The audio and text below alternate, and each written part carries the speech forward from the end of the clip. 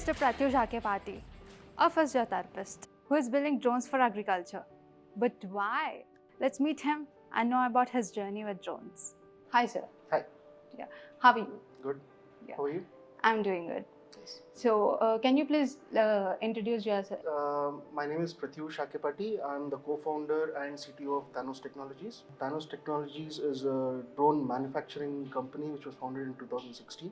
Okay. And apart from drones, we are also developing other RC-related boats and RC-related ground vehicles as well. Okay. And we do supply drones for the defense as well as in civilian sector for agriculture and other custom drones for other institutions like IIT Hyderabad, IIT Hyderabad. For all these institutions, we do provide custom drone solutions as well. Okay. Coming to the company's name, it is like Thanos Technology. How did this name come to this? So it is Thanos is a Greek word. There's nothing to do with the Marvel character. Okay. It is to do with a Greek word which means everlasting impact or immortal. So my co-founder and CEO Pradeep wanted the company to be named that Thanos because he wanted to have an everlasting impact on the farming sector. Okay. So it was his thought process when he came up with this name. Okay. So before getting into this, can you please let me know about your educational background? Where are you from, and what was the studies part and all? So I am born and brought up in Hyderabad. So I did my education in Bharati Vidya Bhavan, Nagar, Okay. till 10th. Then after that, my intermediate was in Loyola College, Vijayawada. Okay. And after intermediate, I joined KG College of Health Sciences to pursue in Coimbatore to pursue my physiotherapy. That was a 5-year course. Okay. Then after that, I started working in Apollo Hospitals, Jubilee Hills for 2 years.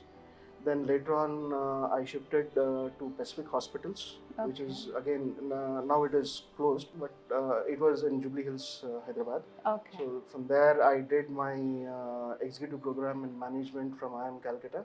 Okay. And after that, I got into drones. Okay. So now, why I got into drones is itself an interesting. That's what it was really interesting about that. If you look at my educational background and getting into robotic drones and all, It is completely different. It is completely different. So this started in 2016. It's not that my life was full of roses and passion. This thing. So I had my own downturns where I was involved. I started a startup with regards to mobile app development. I was basically helping out my cousin who's based in Ireland. So I was heading that part in Hyderabad. I was not developing, but I was overseeing the development of certain apps based on personal assistant, just like what you have right now, Google Now or your Siri, Apple Siri. Something in those aspects we were developing back then. It didn't turn out well, and the company got closed in 2016. Okay. And I was basically kind of depressed at that particular point, also because my father passed away in 2016. So all these things happened in the same month. So I was in a bit of depression kind of thing, and I was not working anywhere except for doing some house visits for the physiotherapy sessions. Okay. Apart from that, I was not doing anything. So I came across a YouTube video. It was something related to FPV drones. Okay. So FPV drones, when I talk about FPV drones, it's basically you wear some goggles, VR goggles kind of thing, and there's a camera attached to the front of the drone, and you fly around loops or you fly around certain obstacles. So that really caught my attention. Okay. So what I did was I ordered a 13,000 rupee toy drone from AliExpress way back in 2016, and that particular shipment got stuck in the Indian customs. So, and I get a letter from the Indian Customs asking me to get a no objection certificate from WPC, Wireless Planning and Commission Wing, and DGCA. And for me, it was something, I mean, it was ridiculous for me to get these two departments involved for a 13,000 rupee toy drone. So, but still I approached WPC wing that is there in Hyderabad. Okay. And when I approached them and asked them to give a no objection certificate for this, they asked what frequency is the drone operating. And I said 2.4. Okay. So 2.4 is a civilian frequency. You don't need any no objection certificate. So I asked them, can you give that in writing? So for that, they asked me to go to Chennai head office to Okay. get the no objection certificate, and the DGCA was in Delhi. So I had to visit two places, and my shipment was stuck in Mumbai. Okay. So to get a 13,000 rupee toy drone, I had to visit these three places to get a no objection certificate. I don't know whether they will give it or not, and that was the condition. So I took it up as a challenge. That anyway, I didn't have anything to do, so I didn't have a proper job or anything. I was just doing some home visits and that. So I said, I'm going to build a drone. So what happened was I started ordering parts locally, whatever I could find. Okay. I started fabricating my own what do you call frames and all as a start, because the way back in 2016, anything that remotely represents a drone was not socially acceptable way back in then, because there was some kind of fear among the general population with regards to the drones and surveillance and all. It was new to It was new, so it was just starting up back in 2016. So not many people were comfortable seeing a drone fly even in a public space. Yes, yes. So what basically I did was I took all the individual parts and started assembling, tinkering with those, and finally built a small drone which could fit in the palm. And I started to learn to fly, because till that time I didn't know how to fly as well. Yeah. So for a 1 hour charge, I used to get a flight time of 5 minutes.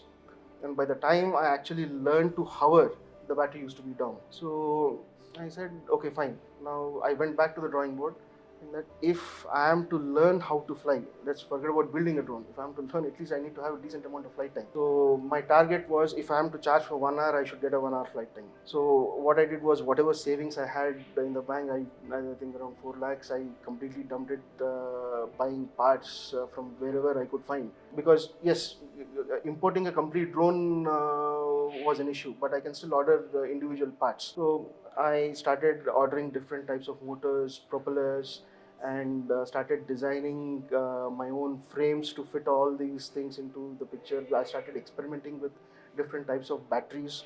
Did anyone made you to fit the parts in that way and all? Like you yourself was doing No, it? it was, I learned a lot from YouTube videos and some blogs which were posted with regards to the build aspect of it. It was completely by your Yeah, it end. was, I was completely unaware of what, in fact, I didn't even know what a BLDC was.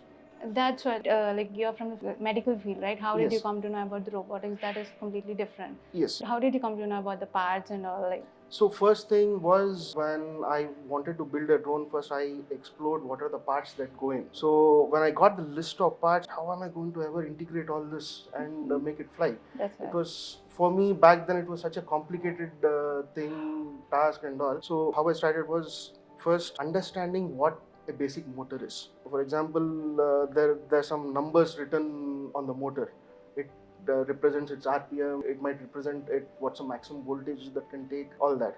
And it might also give you the diameter. So understanding those numbers was important to me, because if I have to build something, even today, achieving 1 hour flight time on a multi-rotor is considered as a gold standard. That was what I was trying to attempt starting phase itself. Okay. So for me, I had to understand each and every single part, how From it the works. basics. So 1 month, all I did was study each and individual part, go on to Google, what is a BLDC motor, how does it work, what is a ESC, electronic speed controller, how does it work, how do you match the ESC to the motor, what are the things what you're supposed to look at. So first I did that homework. And again, how do you choose the propeller? If you're using a BLDC motor, how do you choose the propeller? Based on the RPM, what is the maximum size that motor can take? And under what conditions? For example, if you are to fly at sea level, the density of air is something different. And if you are to fly 1,000 meters above sea level, the air density all changes. And as a result, your overall thrust also takes a hit. So I had to understand all these aspects. So that took around 1 month's time. And once I got to know about the basics of it, then I started building the drone. So once I built the drone, the second this thing was, why am I getting such a less flight time? There again, I started experimenting on different batteries like lithium polymer, lithium ion, and other technologies which were available at that time. Even today, I ask the question that why don't you use a solar panel on a multi-rotor? So I did get the same question, Back in, it seemed logical back at that time. Now you know that the solar panel doesn't generate enough current for the drone to take off. But all these things were coming into mind. I didn't have any kind of help except for Google and YouTube. And none of my family members or friends are remotely associated with this robotics. That was another challenge for me. I couldn't call up someone and said, how do I get this thing right? So that was another challenge I faced. So after that, I got these batteries and started dismantling those batteries, reassembling them to get the right voltage for my requirement, or the right capacity for that matter. Because for example, if I'm to operate on a 24 volt system, and back in 2016 getting a 24 volt lithium battery was difficult. So now how do I get these two 12 volt to connect in series? So all these electronics and electricals, connection in series, connection in parallel, I'm not used to all these things. Yeah, that's right. So each and everything I had to learn. What if you connect in parallel, what will happen to the battery? If you connect in series, how the characteristics of that particular battery is going to change. So all these things I had to learn at the start. Then I started, I had around 4 lakhs in my account. So I took all that money, and within a matter of 2 months, I spent all this on individual parts and got them and started tinkering with it. And finally, by the end of 3 or 4 months, I had a drone, not a 1 hour flight time drone, but I was able to achieve a decent 45-minute flight time. So by the time I realized the size of the drone was huge, because for me to get to that stage, I had to increase the size of the propeller. As the size of the propeller increased, the size of the drone increased. Yes. As the size of the drone increased, the overall weight increased. So battery had to be matched. So once everything was matched, then I finally found that motors are not generating enough thrust for that weight. So again, I had to redesign and get a different type of motor. So I got all these iterations. Finally, I was able to get that. And after building the drone, it was approximately 1 meter across, this version, which was able to fly for 25 minutes. And it's not something which I can hide it somewhere in the vehicle or something like that, get on to fly. Because if I take it onto the ground, everybody is going to notice. That is because that is a big drone even for that time. So I didn't know what to do. Now, even for me to fly and all, so I used to go to the squash court in my apartment around midnight, 12 o'clock, when no one was there. So I used to do the testing and all in the squash court, because I simply cannot take it out onto the field. So once I got the drone stabilized, fly in a very stable manner, then I wanted to really take it out, and because I was proud of what I have basically built, considering the education background I was from. I wanted to get into a field where it was non-controversial, and people would accept if a drone was there in that particular field. So that's when I put a tank underneath the drone, and I advertised it, or rather we had a small WhatsApp group, the hobbies flying drones over the weekends and all. So I posted that drone, that particular frame what I have built for this purpose, on that WhatsApp group, and that's how I got in touch with my present co-founder at Thanos. So Pradeep, who is CEO and the other co-founder of Thanos, he already had this idea of basically using drones as a service for agriculture spraying and all. So he himself was tinkering with a few models, because he is from an electronics background. So he was tinkering with the prototype and all. And when he saw my prototype, typically looks like an agricultural drone, rather than taking some kind of DIY project and strapping a tank underneath the drone. You are from the different background, right? So, like, did he ask you about it that? was not like that. Our initial meeting as such was basically, he was working out of, he was incubated, Thanos was incubated in 2016 in IIIT Hyderabad in CIE. And so he gave me a call and said, can you get your drone to IIIT? I would have to have a look at it. So I got the drone, he saw the frame. He asked me a few questions. Why was the thickness of the carbon fiber sheet chosen at this particular thing? Basic questions like, why did you choose this type of motors? And why can't you go not for... about your background and all? Nothing. Nothing about He that. didn't know Only about the only about the drone. product. And initially his idea was to buy frames from me and provide spraying as a service. So that was his initial idea.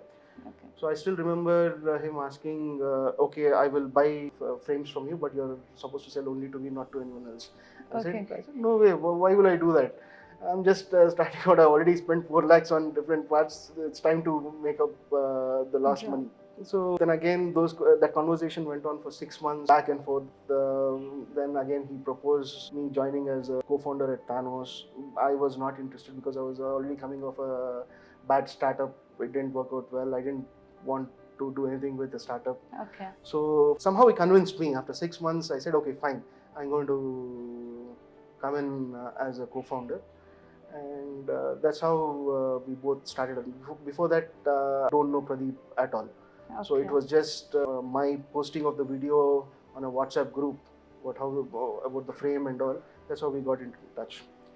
And after that, there was no looking back. It was, of course, the first few years were challenging because there was no regulation in place. And when it comes to investors, whomever we pitched initially this idea, because the regulation aspect was not clear, nobody was ready to invest. So in fact, our first year revenue was 1.35 lakhs. Okay. Then the drone product price was like? The drone product, 2016 compared to now, post-COVID, the prices have really increased a lot. But back in 2016-17, the price of the drone of a 5-liter drone, a decent one, would have costed 1.25 lakhs. You don't get a 5-liter drone below 2 lakhs or 2.5 lakhs. So the prices were relatively less back then. Okay. The electronics were, I could really see the change post-COVID, how the prices of electronics really shot up. So that's how it started. Then we started working out of a small 10 by 6 feet room in IIIT, basically catering to engineering college students where they got stuck in development of their project work in their final year project. So we started helping them out, building drones, advising them on how to choose what kind of frequencies they would require for certain things. Because, for example, you cannot have video and radio control in the same frequency. So you need to separate these two. Otherwise, there will be interference and you won't get range. So all these things we used to advise them on how to get. So we used to act as consultants for them. Sometimes build the end product for them and give it, and they would attach whatever payload that was required for that particular project. And so the first 2 years more or less was like this. Then a professor in IIIT, Professor Madhav Krishna, he's the head of robotics. So we started speaking to him with regards to the requirements, because they had a good drone lab and they were doing quite a bit of work in terms of drone related intelligence and other things. So we started approaching him whether he required any specific model, because we were good at designing drones. So we approached them because they were doing a lot of work on the payload aspect, but the drone aspect was something they were looking for. So we approached them, we showed them a few models, what we can actually do. So the first association was with IIIT. Then in 2018, we associated with Bayer, the chemical company, the German-based chemical company. And they did quite a few number of trials in China, because back in 2016-17, agricultural drones were a norm in China, because most of them were using agricultural drones out there. So they did a huge research on how, what should be the dosage for a drone, what should be the droplet size and all. But everything was done for Chinese conditions. Okay. So because the weather conditions were different, the humidity level or the day temperatures, everything was different. So now they had to redo that, the Indian conditions, which, during summers and all, can shoot up to 40-45 degrees.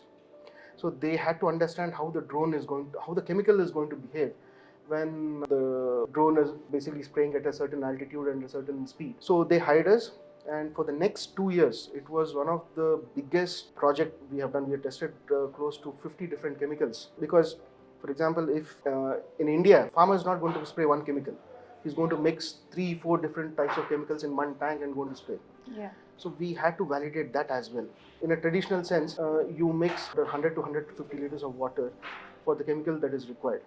So we had to understand, because if you are to do the same thing on a drone, the economics won't work out, because this is having a 5 liter tank, and if you are to do 100 liters, then I had to take close to around 20 flights to complete that particular area, and might take 4 or 5 hours to do that particular work.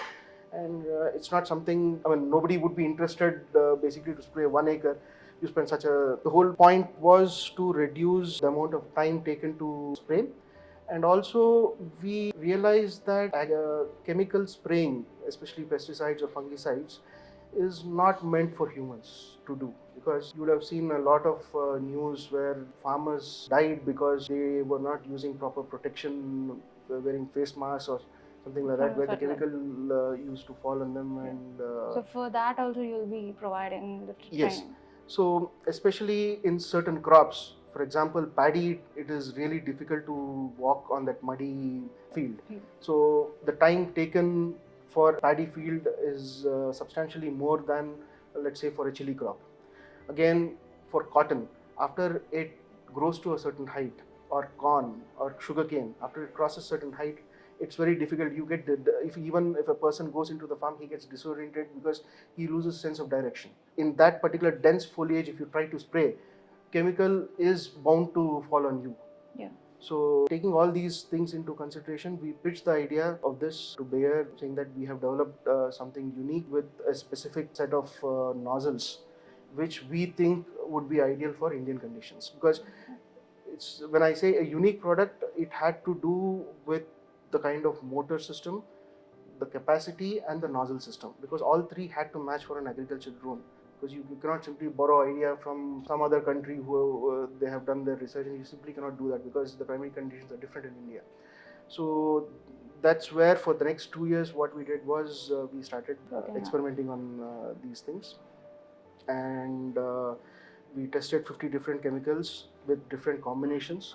Basically the idea was, when you reduce the concentration of water from 100 to 10 liters, when the chemical that what was required remains the same, and it is very highly concentrated.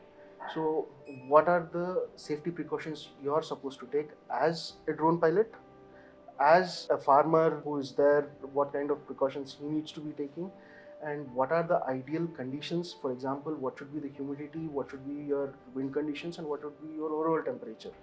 So based on that, we used to play around with the nozzle systems to increase the size of the droplet, to decrease the size of the droplet, and we did pretty good study for 2 years, and we came out a basic protocol saying that these chemicals are certified for drone spraying. Because what we found is there are certain chemicals which are not suitable, because at that high concentration there's something called as leaf scorching, where you get spots on the leaves, which is undesirable. So for 7 days after we spray, they used to monitor each and every aspect. So when I say monitor how the droplets are being sprayed, we used to put water sensitive papers at 3 levels of the crop, underneath the leaf as well, because we had to understand whether, because most of the time the bug or the pest what is there is underneath the leaf. Yeah. So we had to understand whether the drone can reach that aspect as well. So we tested all those, and we have successfully determined that yes, it goes to top to bottom, all the leaves are getting affected. That is basically to do with the ground effect. When the propeller crop wash hits the ground, it creates a vortex. So because of that vortex, it ruffles all the leaves, and the chemical is deposited even underneath the leaf as well. So that's how we tested that, and we defined a protocol for cotton, chili, and paddy. All these 3 crops we validated what all the chemicals that are required, what kind of chemicals useful for drone-based spraying, because not all chemicals, as I've told you. One is leaf scorching, other is powder-based chemicals. Powder-based chemicals, what they do is they get accumulated at the bottom of the tank, and the concentration level changes. So because of that, we had to keep aside certain chemicals, even though they didn't have any adverse effects on the leaf as such. The chemical was not mixing in the tank. So there was some kind of stagnation at the bottom, so we had to eliminate those kinds of chemicals. And we finally came up with the protocol. We trained the first batch of pilots. Back in 2018-19, we didn't have a formal drone training institute. So it was a 1-month course what we have conducted to employees of Bayer as well as our own pilots. So coming to the capacity of like the drones, like you have said, like it was like 5 liters, and also is there any other like We do have models right from 5 kilos right up to 30 kilos, but only the 10-liter model has been certified. Okay. For you to sell a drone in India, it has to be type certified by DGCA. Only then you'll be able to officially sell these drones in the market. Without that, you'll not be. For R&D and research purpose, we do have drones from right from 5 to 30 liters or 30 kgs rather. And these drones, we plan to introduce them in the future models. Okay. So coming to the pricing part, like how it would be for the 5? So the basic 5-liter model might start at 2 lakhs. The bigger one can cost you up to 10 lakhs. So coming to this, like do government provide any subsidies for this? Yes, Andhra Pradesh government has introduced subsidies. Karnataka government has also introduced Madhya Pradesh, Maharashtra. All these governments have slowly started implementing the subsidy aspect of this, where different percentage of the drone cost is the basic cost is absorbed by the government. If you are eligible for that, you are going to get subsidy. Okay, so like is there any loan option for this? Loan option, as I've told you earlier, only certified drones have this option. We are currently partnered with HDFC and SBI for loans. Okay. So coming to the drones, like will it be able to carry, like how would that be? Like, Yes, let's talk about first the capacities of the drones and which capacity might be useful for which kind of farmer. Let us say you have a farmer who is having less than 5 acres of land. So for him, a 5-liter model would be more feasible for him. Because it's going to be a one-man operation, he can carry it on a backpack. so according to the land, the quantity, like capacity is. For example, at the end of the day, depending on the crop canopy, let us say in an early stage, you might spray 6 to 8 liters per acre when the crop height is maybe around a foot. And when the crop is around 3 to 4 feet, then you might be volume of spray might increase to 8 to 10 liters per acre. And for crops above 6 feet, we usually do it at 12 to 20 liters per acre depending on the canopy coverage. Okay. So we do have different, depending on the crop canopy, we increase or decrease the dosage, but on average, if you look at it, it is going to be 10 liters per acre. So that is the capacity, and depending on that, if you are a farmer who is having less than 5 acres of plot size, it doesn't make sense for you to buy a 10-liter drone, because unless you want to use the drone to provide service in your village by taking up other plots for spraying services, then a 10-liter might work out. But if you are only having a 5-acre plot and you're going to do that, let's say a maximum of 6 to 8 times in a year, simply doesn't make sense for you to buy a larger drone. So for those farmers, we have developed a 5-liter drone which is under certification. So once that comes out, and we have specifically designed the drone in such a way that it can be carried in a backpack, and even the operations simple compared to other models. Okay, so coming to the 5 liters, drone can be carried. So what about the other? So now coming to the 10-liter model. Now the 10-liter model is the most popular model what we have, and at least for the next foreseeable future, I see 10-liter model to be the most ideal drone for Indian conditions. Now, when I say ideal drone for Indian conditions, you don't have proper road coverage or road network for every single agricultural land you have. Sometimes you may have park your vehicle and carry the drone close to half to 1 kilometer inside.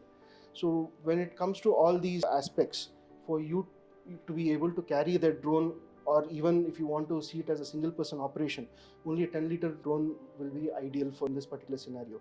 The moment you start going for a 15-liter or a 20-liter, anything above 10 liters, the weight of the drone becomes high and it becomes a 2-person operation. Yeah. So because of that particular this thing, 10-liter drone for the current Indian conditions, that would be ideal. Once the connectivity increases or these changes happen, then yes, bigger drones also are feasible. And apart from that, if you see the size of the farmer, see on average you find the land ownership to be anywhere between 2 to 5 acres in India. So you don't have large farms. When you have large farms, then your bigger drones come into the picture, because the number of times you have to refill basically comes down. when you're spraying at the same volume. So coming to the large drones, like how can they carry that? Like No, this is again when it comes to the 10-liter model, we have two customers who have two different types of requirements. One customer would want to have 3 drones at a time in a pickup truck, and all 4 pilots will travel in that vehicle. So there's another customer who basically requesting us to make the drone bike mounted. So for that, what we basically done is we procured a cargo electric bike, and we have modified that, and we fabricated a box which would carry the drone, the extra set of batteries, and all the accessories that are required in that particular box. So coming to drone, like which you have invented, like coming to that and the traditional method of spraying. So how can you say your technology is better than that? So as I've told you, when we did the initial trials with different MNCs like Bayer and Syngenta, what we have basically noticed is the farmer or the person who is spraying the pesticide is not wearing any protective gear. Ideally, he should be having some kind of personal protective equipment (PPE), where he covers his arms so that the chemical doesn't fall on his hands, or he's supposed to wear a mask. He's supposed to wear protective goggles so that the chemical doesn't fall on his eyes and all. So, but none of these things are followed. Okay. That is one aspect. So the second aspect is inefficiency.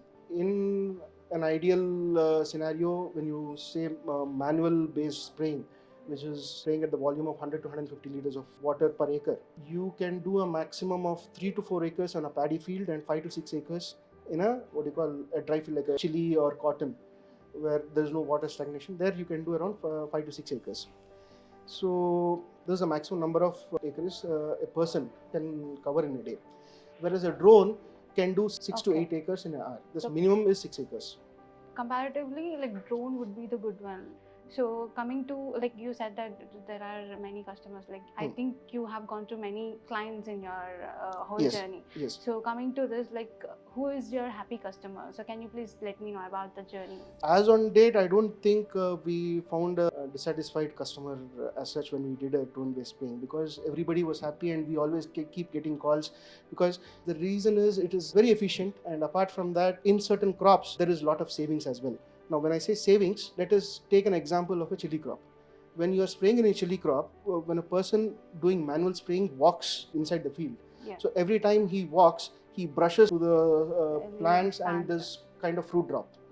So one farmer, we couldn't quantify it, but it comes from the customer. So he says that he was able to save 1 quintal per acre, the fruit drop, because the drone is flying at an altitude, there's nothing disturbing chilies, and because of that there was absolutely minimal or negligible fruit drop that happened during drone spray. So coming to this, like you said that in your whole journey you have invested your 4 lakhs on building a drone. So what about like financial part? So were you being very low in the financial on whole this journey? So when it comes to my journey in drones, it's not that I started, as I've told you, in 2016. Before that, I had no kind of formal training in electronics or any of this engineering field. So I had to learn everything by my own from the start. And even at the age of 33, if I had to go somewhere, even to my family, and say I'm going to change my field, I want to build a drone, I don't think nobody is going to support.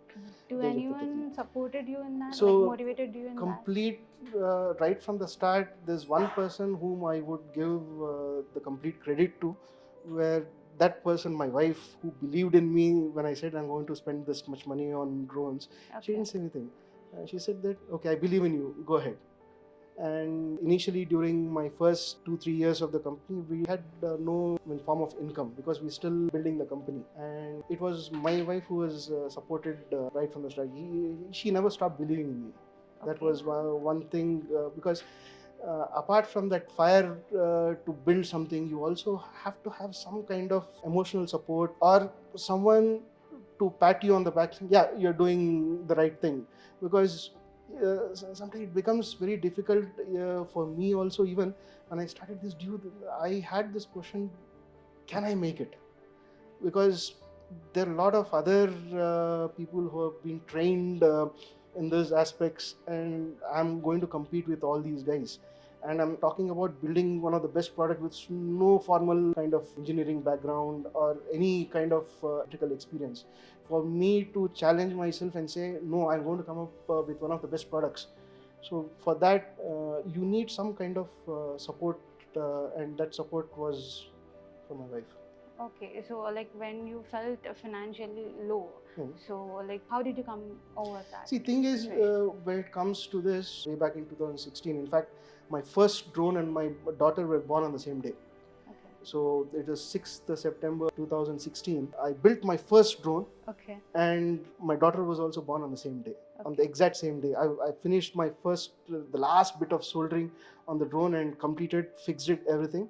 And immediately at 3 o'clock in the morning, I had to take my wife to the hospital So for on the delivery. whole journey, you can consider that day as your lucky day. Yeah, I can consider that as my lucky day. That was one thing quite encouraging to me as well, because both of things happen simultaneously, and that also gave me that kind of saying that, yeah, maybe I'm on the right path.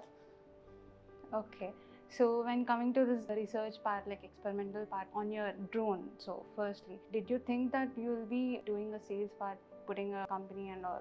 So I never thought about it. My basic, as I've told you, when my drone got stuck in the customs, had the drone been released, had the drone come through, had it cleared the customs, I would have maybe flown for a month and I'd have thrown it in somewhere in shelf and completely forgot about it.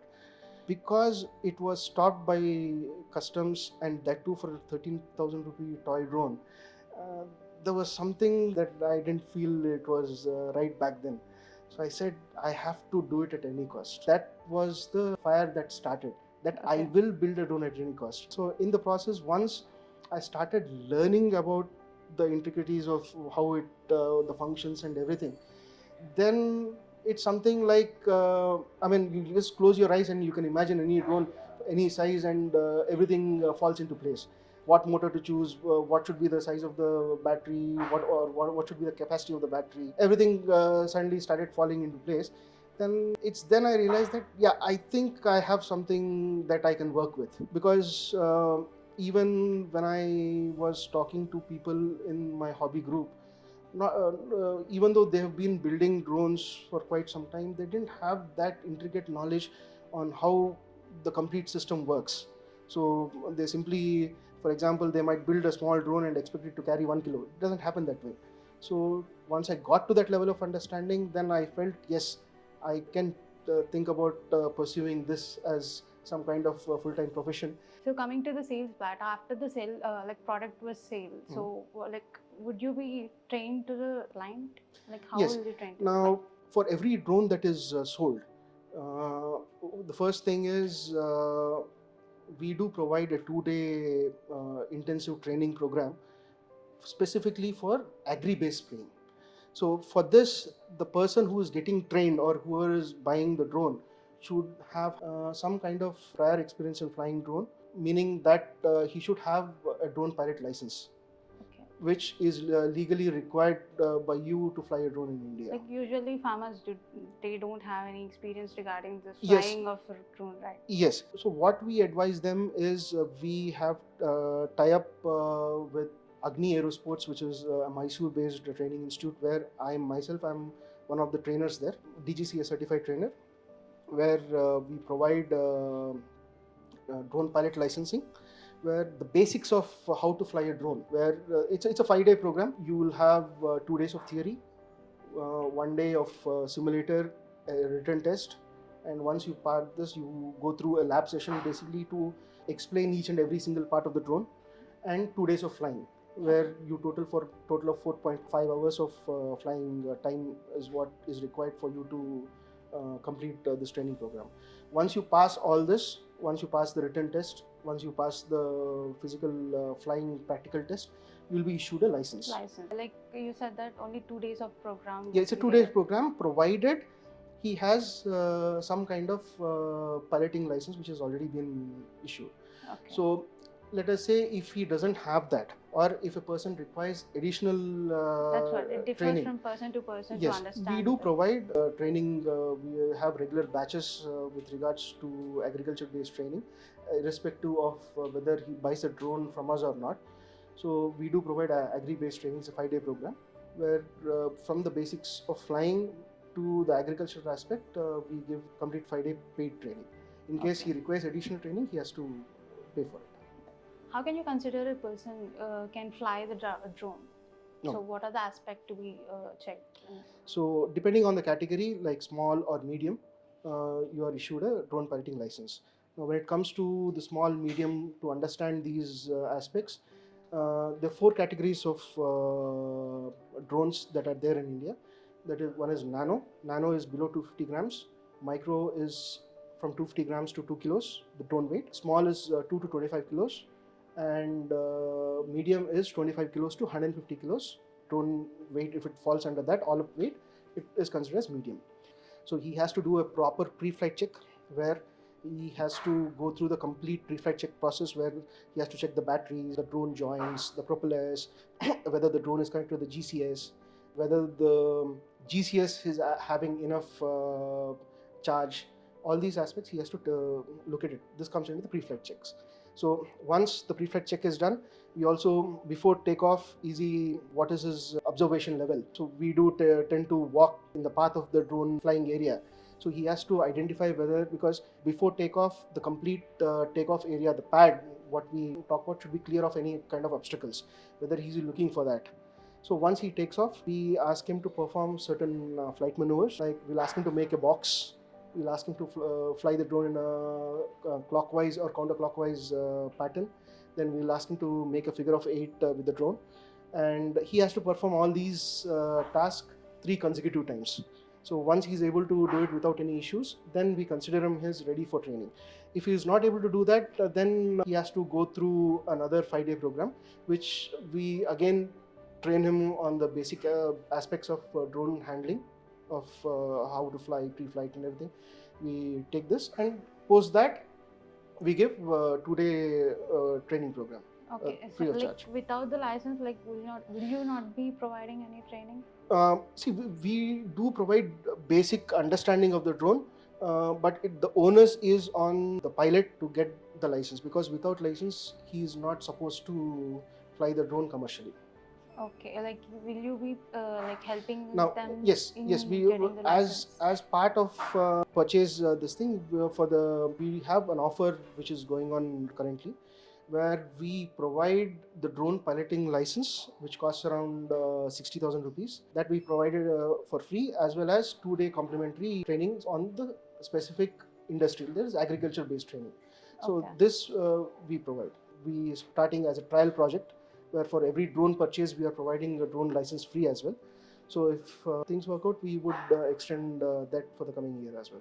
So coming to the raw materials to prepare the drone, so will it be manufactured in India only, or will be exporting? Yes, most of the parts are manufactured in India. For example, some of the non-type certified drones, what you see in India, where they simply buy kit and assemble and sell the drone, where when the design changes, getting the spare parts becomes very difficult. But here, the complete chassis of the drone, the main frame, everything is manufactured by us, each and every single part. Whereas the Chinese counterparts, the main frame is made of plastic, whereas our frame is made of carbon fiber and aluminum. So we do make the drone out of premium material, and at the same time, it is lighter than the Chinese counterpart. And also, we made it in a customizable way, where because we are manufacturing the parts, the spare parts are available. There is no pressure of or fear of having the model being changed, because Chinese drones are notorious for changing the design without any notice, and the old model completely gets discontinued, and you hardly find parts for it. So that problem is not there in it, because complete chassis is designed and manufactured by us, including the battery. Battery is also designed by us. Initially, we have been manufacturing the battery in-house, but as the numbers grew, we have outsourced it again based on our design to a Chennai-based company who's manufacturing the batteries for us. So coming to this, your journey, you have got an award, which is AIRA GCS. Yeah. Coming to the awards, we were the gold medalists in the inaugural Drone Olympics that happened in 2019. And in 2024, I was placed first in the AIRA GCS global competition. So coming to the Drone Olympics, it was an interesting journey for us because when we applied to participate in the Olympics, our application initially got rejected. So we took it positively, and we went on with our daily business. 3 days before the competition was supposed to start, Pradeep called the organizing committee and he just wanted to know why the application got rejected. 3 days before the competition was about to start, they approved our entry into the competition. So it was a little shock for us because we didn't have the drone ready, because we were not ready for it, because since the application got rejected, we never got into the aspect of designing the drone. So we built the drone because the challenge was a 2 kilo payload drop system, where the drone was supposed to travel for 2 kilometers, drop it precisely at a particular point, and come back and land safely. That was the challenge. So we built the drone. We on the third day, where we were supposed to report in Bangalore at Jakkur Aerodrome for the registration, and the registration closes at 6 o'clock. 6 o'clock. The 6 o'clock in the evening, and the drone first flew at 10 o'clock in the morning. Once we had the initial flight test, 12 o'clock we started for Bangalore. We jetted at half an hour before entry closed. We got the drone registered, and It was around 5:30. 5:30 we reached Bangalore, Jakkur Aerodrome. We registered the drone, and only after that we could sleep or breathe easily. So once that was done, and next day were the actual drone trials, and luckily for us, in both the attempts it hits the bullseye, and we were placed first, and we were awarded the gold medal, where we got a prize money of 5 lakhs from Government of India, from the Ministry of Defence, and Lockheed Martin also sponsored prize for us of 35 lakhs, and that's what we won. And next was this AeroGCS global competition. Now AeroGCS is a software, a ground control station software, where almost 70% of all the agriculture drones that fly in India use that software. It is developed by PDR. It's a Nasik-based company. So they have come up with this AeroGCS competition. It's a 3-round test, where first it was a written multiple choice question, then you had a simulator test, then the last part was a practical test. Even this was pretty interesting, because one day before the final round, the flight got cancelled to Nasik. So I said, come on, who's going to Nasik? I was not really that interested again. So, but my wife pushed me. I said, you prepared for it? No. So she looked for the flights, which, there was no direct flight to Nasik. So what she found was take a flight to Mumbai, then from Mumbai take a cab to Nasik.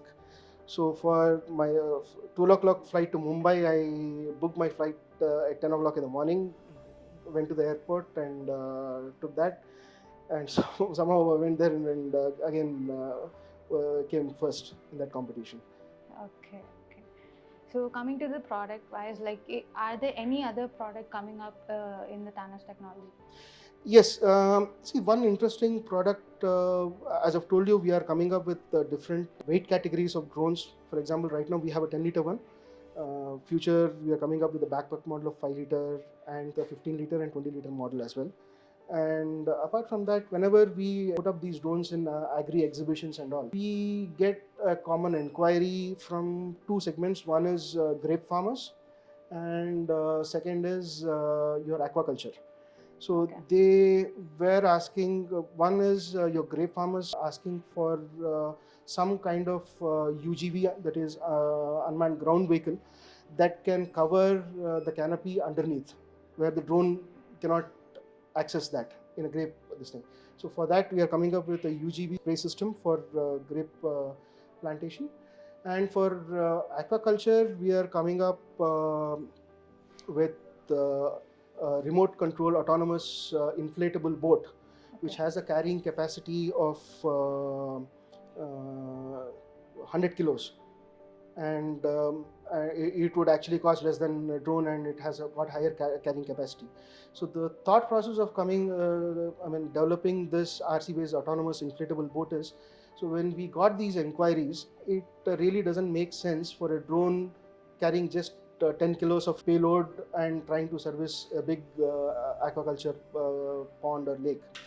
And also the economics wouldn't work out because the drone is quite expensive and it might take multiple runs for you to deliver the same feed. It is for like giving a food for the Food for let's say shrimp. So they ask you to like for the drone like which would be providing the food for them. So the same thing, drone aerial vehicle has a 10 kilo capacity tank. You can fill it with feed and you can disperse it. But as I've told you, 10 kgs might not be sufficient to basically provide feed for the whole thing. So for that, if you have some kind of remote controlled floating device which works autonomously and has the capability to carry 10 times the capacity of a drone, and it costs less than half what a drone costs. Okay. So it's a win-win situation for everybody. So we are developing that product. It is currently under trials, and we should be in the market by end of this year. By end of this month? Yes, end of this year. End of this year? Yes. Okay, fine. So at that time also we'll be planning some podcast regarding that product. Sure, sure. Well. So how can the interested parties get in touch with Thanos regarding the product? Yeah, they can get onto the website www.thanos.in, and they can contact us via email or the number provided. Okay, so like is there anything to share with our viewers regarding agriculture sector, the technology and all? Yes, moving forward, AI and ML are going to play a huge role in the agriculture sector. Not only agriculture sector, I think the impact of AI ML in every field is going to be huge. Now, let me talk about agriculture. We are developing an interesting product in collaboration with IT. So this is basically for pollination of paddy fields. So usually in seed production, the pollination happens where right now it is being done manually with a bamboo stick, where the person goes and jerks the male plant so that the pollen falls on the female plant. Okay. So that's a very time consuming as well as labor intensive work. And for that, our Thanos and IT have come up with a unique solution where you have some kind of aerial manipulator which is attached to the drone, and that can be used with AI to automatically fly, identify the male rows and fly over it and spread the pollen. This is something we are coming up with. Apart from that, using hyperspectral and multispectral cameras, you can take the pictures at different wavelengths of the fields, try to analyze which area is affected, or you can identify which area is not properly the water level in that particular area, or the health of the plant, or if there any particular area that is diseased. You can identify, you can create some algorithms to identify that part and automatically identify them and use the spraying drone to basically, instead of using a blanket spraying mechanism, you can have targeted spraying where you will be saving a lot of money on pesticides. Okay. So there are a lot of things that are coming up with regards to artificial intelligence, especially vision-based tracking system, where it automatically identifies and avoids obstacles. So all these things are in the works. Okay, like how does AI makes a role in the agriculture sector, according to you? So AI, as the population increases, you have to get the maximum amount of yield per acre. So for it, apart from our natural intelligence, what we have, when you combine with artificial intelligence, which has got a broader framework, you will get better results. Okay. So with the combination of both, using what you have your natural experience over the years, what you've gathered, and by combining, because you cannot view the field in any other spectrum other than what you can actually see. But using a drone, you can get the images in multiple spectrums, and when you put that into an AI algorithm, it will identify and it will give you better answers or better predictions on how your yield is going to be, or predict what kind of diseases might affect your plot. So this has a huge impact in terms of overall production. Okay. So it's really great time we were spending with you on this podcast. So thank you for being a part of this podcast. It was really wonderful having you. Thank you.